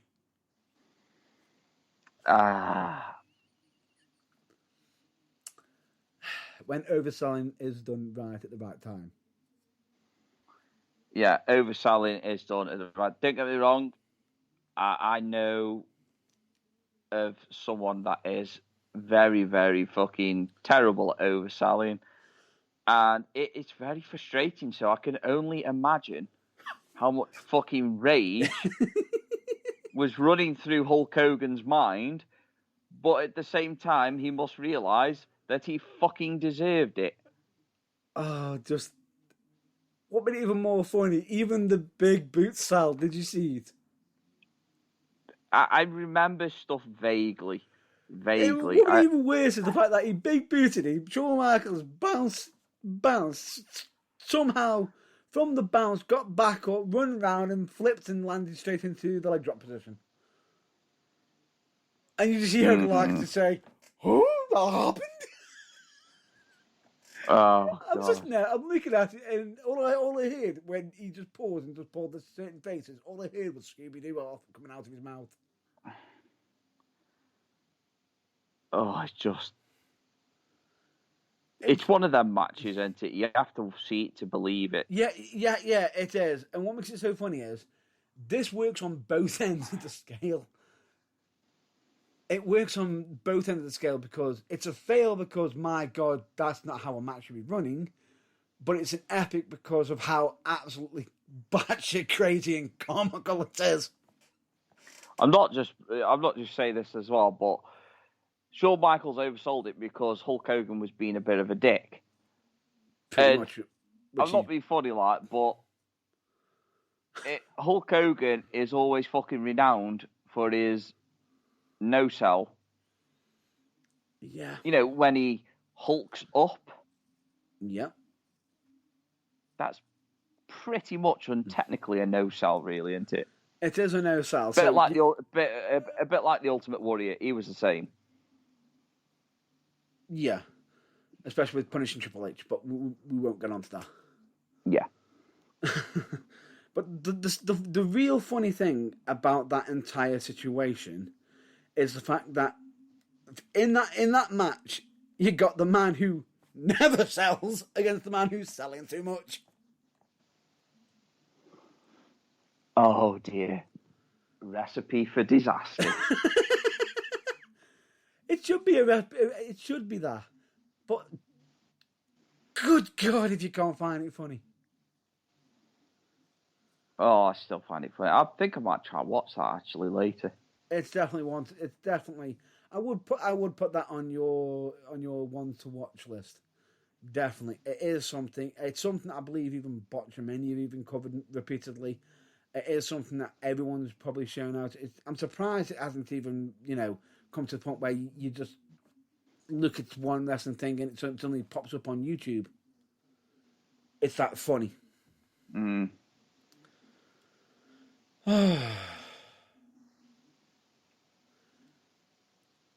Are we done?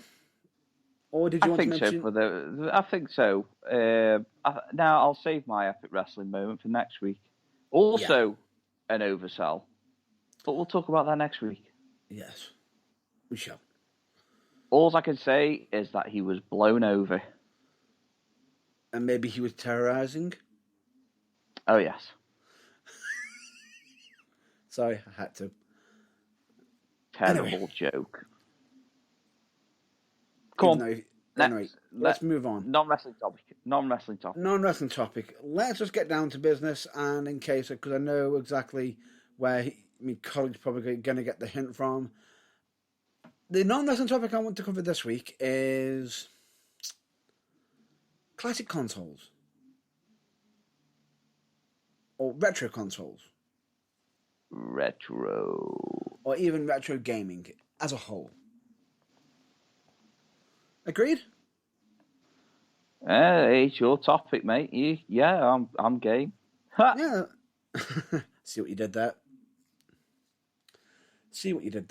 But anyway, the point being is, the weird thing about it is, you can't beat a good retro console, a retro game.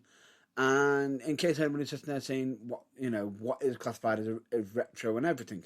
Now, some people could sit there and say, oh, we've got the old Sega Genesis or Sega Mega Drive, depending on where you are in the world. The Nintendo, the SNES, the Sega Saturn, and everything.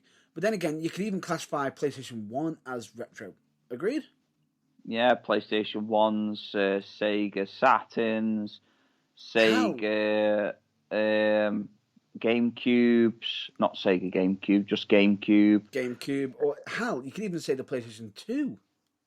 Yeah, which I've still currently got. Yeah, now a lot of people can sit there and say, oh, well, it's not, it's still quite modern. Really? Do you know how old it is? It is well over 20 years. It's got to be over 20 years old now. Exactly. If I'm not mistaken, we're now on the PlayStation 5 and Xbox Series X. Never mind. The X Series S, Y, and Z. I don't fucking know. Yeah, even I question that one. Yeah, fuck you, Microsoft. Just don't check my internet history. Otherwise, you're fucked. Well, not quite, but yeah, okay. Why can I just see a blackmail email coming from Microsoft straight to you? A blackmail? Blackmail. He's going to basically email you and basically blackmail you by saying we will make your internet history public. Oh no, I thought you said that I've been viewing blackmails. I was going to say what? No. I was going to say, how did you know? Have you seen my internet history? I haven't, but no comment on that one, and we're not going to go there. Nothing like a bit of interracial porn. Anyway, point being is, in case you want some, is there any games that you can fondly remember playing? Right. Well, I'm going to start at something. I'm going to start like 80s. One. I'm going to start in the 80s. So you had the Commodore 64. Oof. So just don't mention E.T. I have got fond memories of my mum buying me this console in the 90s and it being absolutely fucking amazing because it came with its own monitor and everything like that. It was absolutely amazing. But I had Terminator 2 on it. Wow. And it was fucking ace. Wow. For me... Now that was brilliant. For me, I remember, and someone will probably have to look this up on Google on what the term of phrase I'm referring to. The Specky. I beg your pardon? The Specky. 32 Spectrum. Oh, the Spectrum. Spectrum. For fuck's Spectrum. sake. Or, which was short and abbreviated as to the Specky. I know I'm a gaming nerd. Yeah, you are. I'm just a nerd in general. But at the time, when you got all the multicolours, colours that were popping up on the screen, you having to put cassettes in and everything. If you remember them days. Yes, I remember the days of Shoot the Duck. Exactly. The point being is, at the time, when you first glanced on video games, it was like, wow, this is amazing. Jump forward from then to now, your mind sort of gets blown. Agreed? Oh, yeah. Yeah. Because think back then, would you, back then, ever think we would be in... we'd have the consoles that we've got today. Back then, early 90s, I would have thought not. I would have definitely thought not. But late 90s, when your introduction with the PlayStation, yeah. Then that's when you started, yeah, that's what I'm saying. But before then, you wouldn't. Because bear in mind, for me, the most classic console I can genuinely remember mostly having and still do to this day would be the Sega Mega Drive. Yeah, I was just about to say. Or should I say the Sega Mega Drive 2 version? No, I had my favourite consoles I ever had was I had both Mega Drives. Yeah. Because I had the already inbuilt game of Alex the Kid. Way. That was amazing.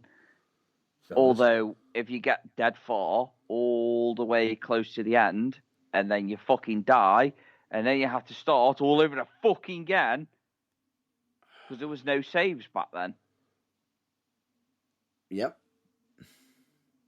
You know, some of the games, the saves were actually in the fucking cartridge with the battery. If you remember, Alex the Kid also even had a little glitch in it, where if you get past a certain bit without a certain thing, you'd have to start from the beginning again. Oh, yes.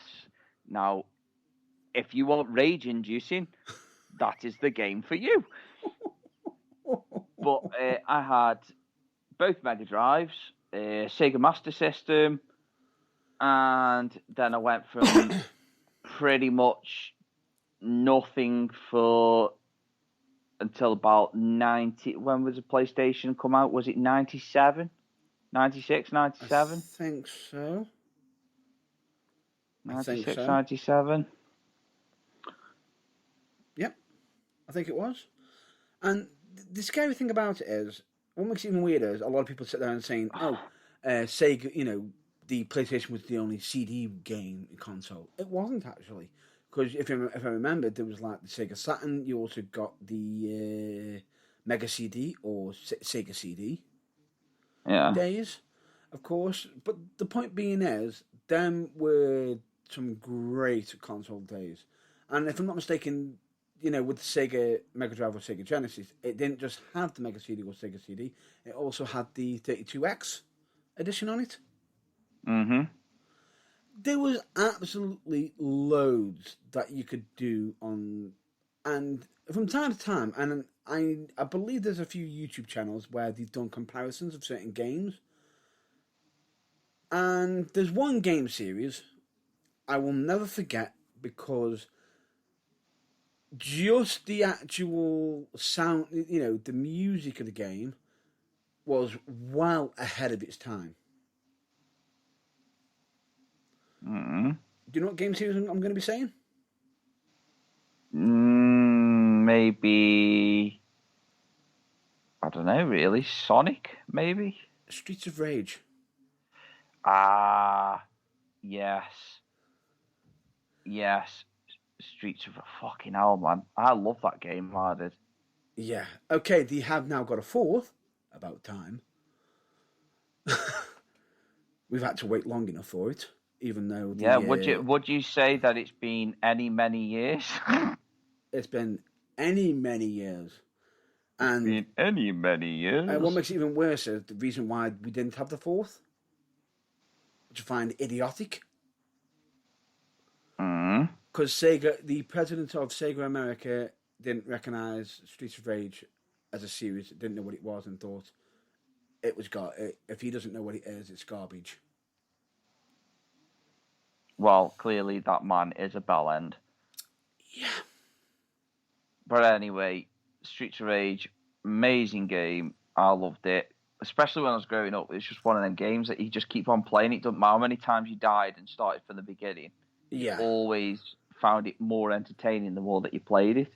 And a bit like Sonic, really. Yeah, no. And oddly enough, I do agree with you on that. And even though, if I'm not mistaken, if anybody did actually play the original Sonic 3, I wonder if anybody noticed the fact that when they attached it to the Sonic and Knuckles game, some of the music songs changed. Yeah. I wonder why. It's not like any of the songs sounded like any Michael Jackson tracks. Oh, wait. Oh, dear. They were a bit close. They weren't exact, but they were.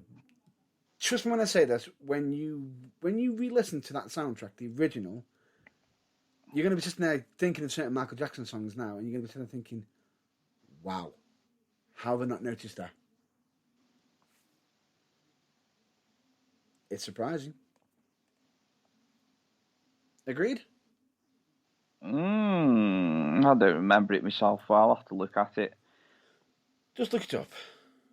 But anyway, I've got another one here, and it is actually a cartoon I am going to be referencing in the future, so just make sure you listen out for it. It is basically, I had a Game Boy. One of the original Game Boys, not one of the modern ones, not the you mean Slims. the proper green backlight? Yeah, not the coloured version, none of that crap. Yeah. I had a proper Game Boy. It came with a Booster Boy. Hey. Which was absolutely fucking massive. Yeah. I had several games for it, and my favourite game on it was actually based off a cartoon called Earthworm Jim. Wow. And I absolutely loved that game. It was fucking brilliant. Yeah. But then again, Earthworm Jim also had a very popular Sega Genesis game, or, Sega Mega Drive game. Yeah. 1 and 2. We won't talk about the 3D one. No, please don't. Probably because his head looked like a willy. And the fact that I believe it was on the N64, was it? Mm-hmm. And it ended up being in Clay Fighter, which didn't look right. No, did not look right. And he also did have a popular cartoon series, didn't he? Which was absolutely hysterical. Oh yes, Earthworm Jim was fucking brilliant. But yeah, that was one of the best games I had on it. Don't get me wrong, I had a couple other games like your usual Tetris and Mario. Mario's and what have you. It's really, really good, but I've never really been a Nintendo kind of person. I've always been Sega. The one question I will say this to you is how did you manage well with the fact that you always needed a light to be able to play on the original Game Boy? Yes, exactly, and that's where the Booster Boy came in. Yeah. Because the Booster Boy had like a magnifying glass that folded over the top of the Game Boy, and it had a light on as well. Yeah. So you could turn the light on or off. It had booster for the sound as well. Okay. It was just brilliant. It was just, honestly, I really, really do miss the simpler times, as I put it. And bear this in mind that both Nintendo and Sega, and this is a hidden fact for you, made an absolute mess of one mistake that ended up costing them the number one spot for consoles. Ah, yes. Yes, Machine- the whole Sony and fucking Sega and Nintendo debacle. Well, mostly Nintendo and Sony. Oh boy. Yeah, let's put a CD drive onto it. Oh no, we don't really like that. We want to stick to cartridges. Yeah, and do you know why that was? Because they're fucking idiots.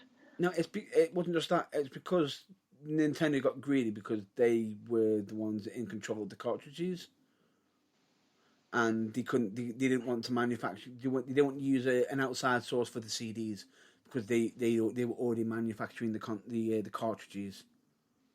And on Sega's side, they just didn't know what to exactly do with Sega. So. And the other thing is that if they should have learnt one thing, that the N64 was a big, massive pile of shit. It had the odd occasional, okay. GoldenEye was one of the best games on it. Anything else?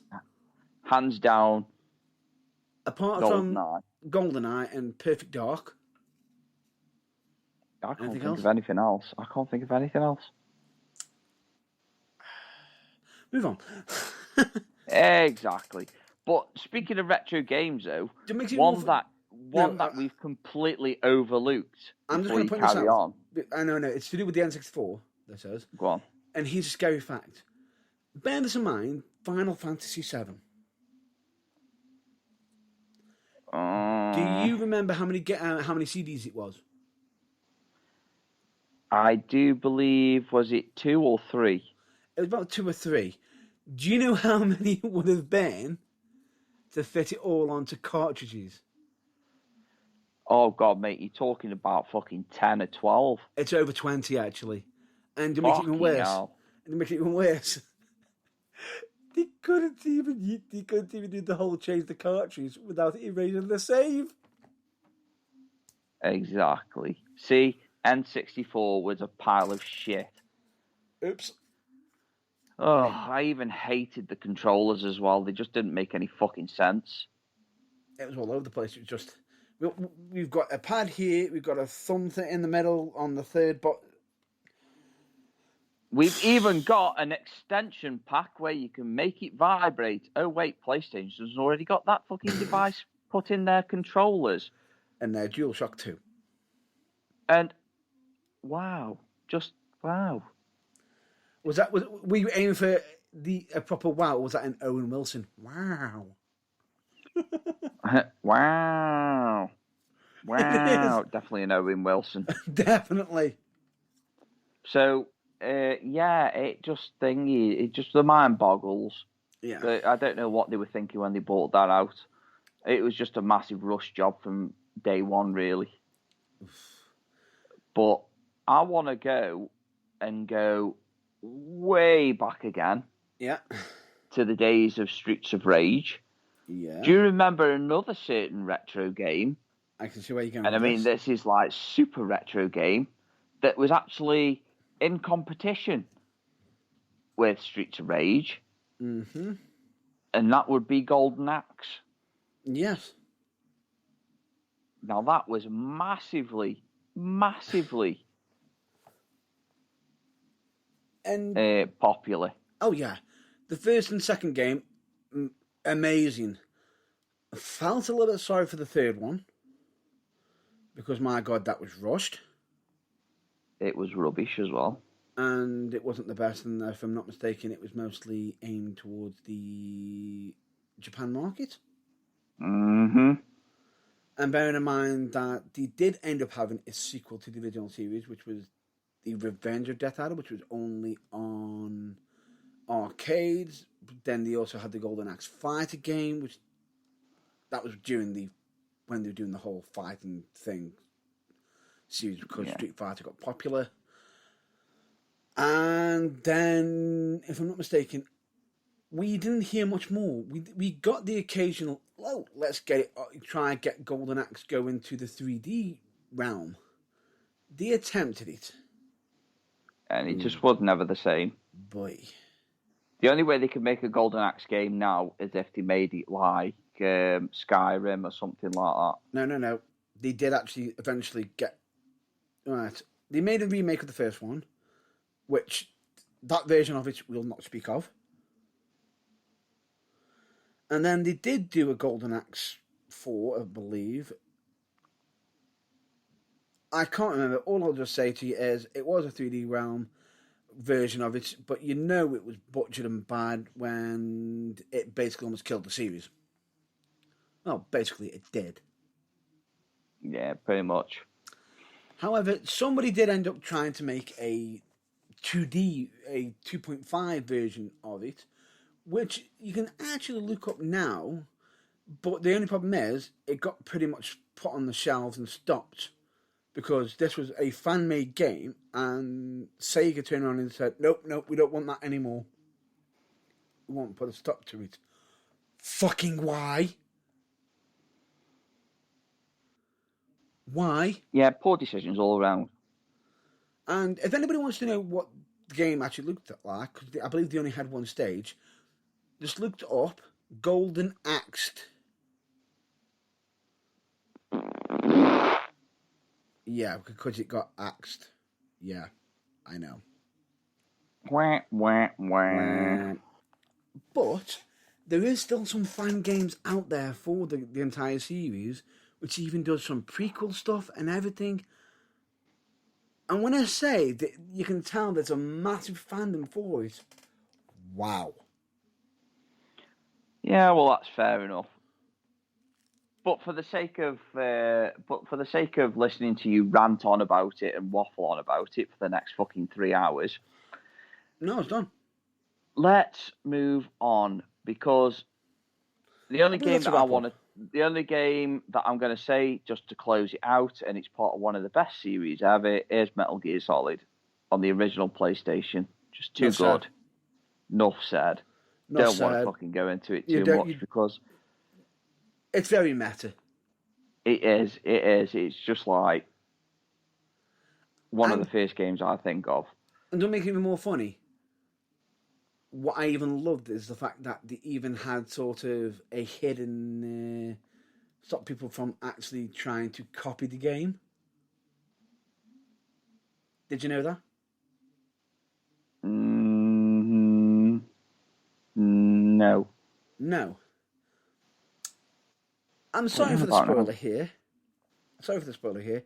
And this I've got to give because this is absolutely genius from Konami and Hideo Kojima. Do you remember at one point when you had to contact Meryl? Yes. How did you get the codec?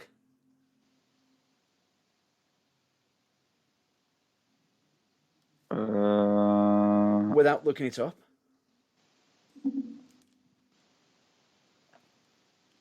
Well, you just look for the actual code channel, don't you? Nope. They actually give it you. What, the first... Which one are you on about now? Are you on about the first one? The very first one. The first one for Meryl? Yeah. Meryl's one of the very first people that you talk to. No. She's one of the first ones you meet on the mission. But she doesn't give you her codec. She didn't actually give you her codec. No, she doesn't give it you, but it's already actually in the fucking codec index. It actually isn't. In the original version. Find it. I remember. No. Would you like... you might have actually had the updated version. On the original version, you didn't get it. If you kept trying to look for it and you kept having to ask one of your, I believe you were trying to get hints, they'd say, look on the back of a box or something. And you'd be running around like a mad maniac, right? And you know what the pure genius thing about it was? Can you remember the original game box? Oh, yeah, it was on the fucking box. It's on the back of the box. Yeah, it's on the back of the box. If you look hard enough, it's fucking on the back of the box. On one of the screenshots. That's what I mean. That was the only clue you had. That was the only way to find it. If you wanted to outright find it. Unless you were an idiot and went to individually. I'm not saying if I know anybody who did that. Yeah. Not gonna lie, I went to do that, but I just did it at random, and it was a massive fluke. It was a massive fucking fluke that I found it. Yeah, I'm gonna have to admit this now. But that wasn't the only one that I found, though. I found fucking another one as well. Oh, I know. I went through it individually. Oh man, I bet that was fucking painstaking. That was painstaking. And then to have a friend tell me it's actually on the back of the case. I almost cried. And then we've got... And then you got the whole Mantis boss. Yeah. I won't say any more on that. But the way to beat him, pure genius. And the stuff he did with the memory card. Yeah, that was brilliant. Oh, what a way. Switching the fucking ports. Not just that. Did you also know if you had any other Konami games, you'd actually mention it? Yes, I do know that because it freaked me out. Yeah, because he actually makes you think he is actually in your mind. Which is genius. It is pretty good, to be Genius. fair. That was one of the genius bits about it. But anyway, I think that's a wrap up now because we're waffling on. I agree with you, and I agree with you. And if anybody who does want to hear more on them sort of gaming tips or anything, or just wants us to talk more about gaming, messages, because who knows, we could always properly, maybe even bring back a segment, or, probably have it where instead of it being wrestling, we could even do a TBT Games Week. Yep. Agreed? Yeah, agreed. So, with that, I'm going to say that's a wrap up on the topics. Agreed? We'll move on, and let's just get straight down to the plugs. Well, I say plugs. We've got a links page for that, and everything.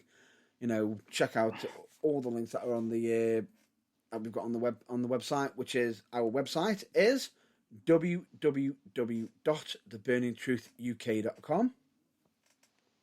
Mm-hmm. I know. I was just there thinking to myself, please don't balls that up. Yes. Because I will never hear the end of it again. Yes. We, of course, just to point this out, we cannot be held responsible for any control of external links. We have no control of it. We, of course, always recommend you check out our merchandise page, because what can you do there? Buy my fucking merch. You can check out our merch and, of course, support us, which does actually go a long way, and we greatly appreciate it. We certainly do. We certainly do. And genuinely, we, of course, also on social media, be it either Facebook, Twitter, YouTube, Instagram. We haven't been on TikTok in a long while, agreed? But we are on there. I was about to say, I haven't made any content for quite a while. But we are on there, and we do glance at it from time to time and come across the lovely hidden gem now and again. Uh-huh. But if anybody wants to listen to any past episodes of The Burning Truth, we have, of course... I'm pausing for a minute now, so I don't balls this one up. We, of course, have the website. We have Spreaker. We have Spotify. We have iTunes. We, of course, do we have... I'm getting to that one, which is Google Podcasts. Do we have Diesel? No, we have Deezer. And we, of course, have Amazon Music and many other external sources. Not internal, because that would be invasive. I like it. Yeah, I fucking heard you.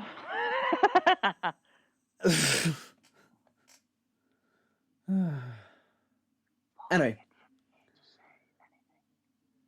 Say anything, really. Yes. Really. Anyway, let's continue. We're, of course, going to get to the mental health segment. Would you care to start us off, please? Yay! Are we doing mental health? Mental health. Ladies and gentlemen, just remember this. It is okay to be not okay, and asking for help is never a sign of weakness. And in doing so, you can end up finding out that there's more care for you than you could ever know. And even from people who catch you off guard with certain birthday presents. Yes, them certain enraging birthday presents. I'm more impressed over that. The more I think about it, I'm more impressed over it. Well, yeah, it did kind of upset your mental health for about a good 10, 15, 20 minutes, maybe. I wouldn't say it upset me mental health. It was just, I was just in shock. Exactly. Come on. Anyway, keep going. Of course, we always recommend everyone to stay, always to never compare your behind the scenes to other people's greatest hits. Quoted from Tom Campbell of Cultaholic. Congratulations. We, of course, always recommend you to make yourself a priority once in a while. It's not selfish. It is necessary. If you could be anything in this world right now, more than ever, please be more kind. And, of course, What is the number one rule of Progress Wrestling, the burning truth, and in general life? Don't be a dick. Or don't be a filthy dick. Especially that. And of course... Noncified.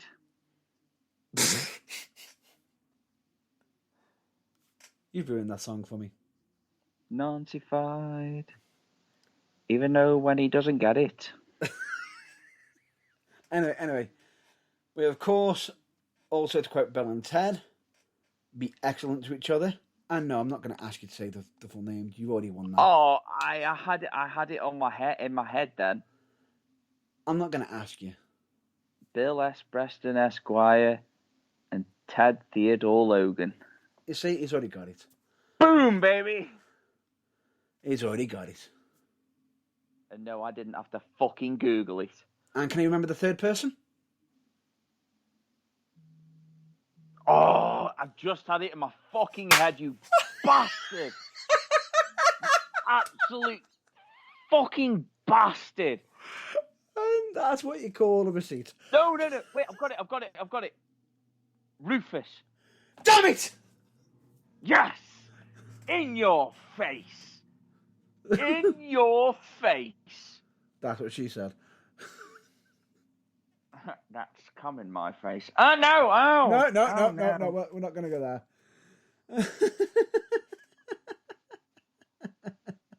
Woman, you turn me on with your big Babylons. Anyway, we're going to have to go now because, my God, this episode has been an absolute... It has been an absolute pleasure doing this episode. It is one that really did break me. And the reason why we ended up going a lot longer than we did because of someone's birthday surprise 2 days early. What? Yeah, but I think it's just the right timing. I've heard of surprising somebody, but that's how you catch someone off guard, catch them off 2 days early. And I'm just going to be giving this, and this is not a sarcastic clap. This is a genuine clap.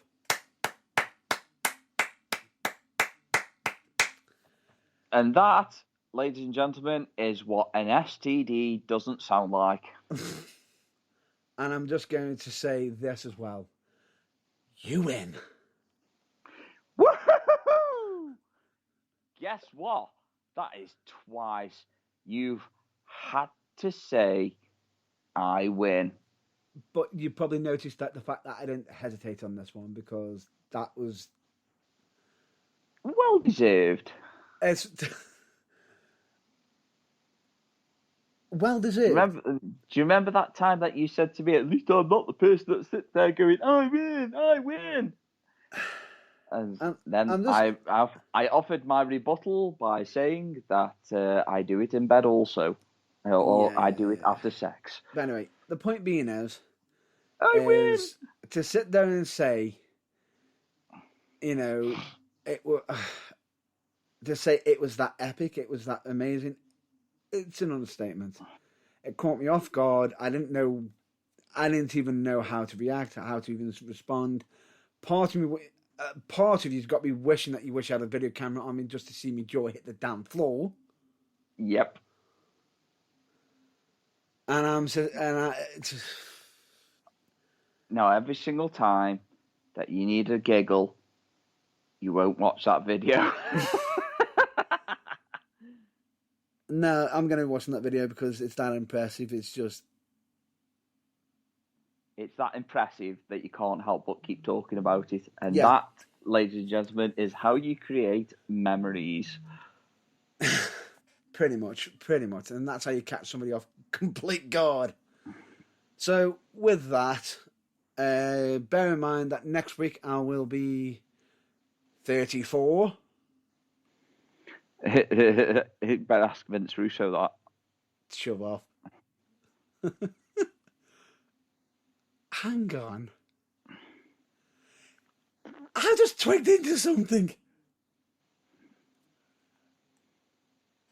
I just twigged into why he just said 35 now. Mm-hmm. You asked me to confirm my birthday this week. Did I know? In fact, it was yesterday. Did I know? You bastard. Took you a while, but we got there in the end. You bastard. With that, ladies and gentlemen, I've been Matt Burns. With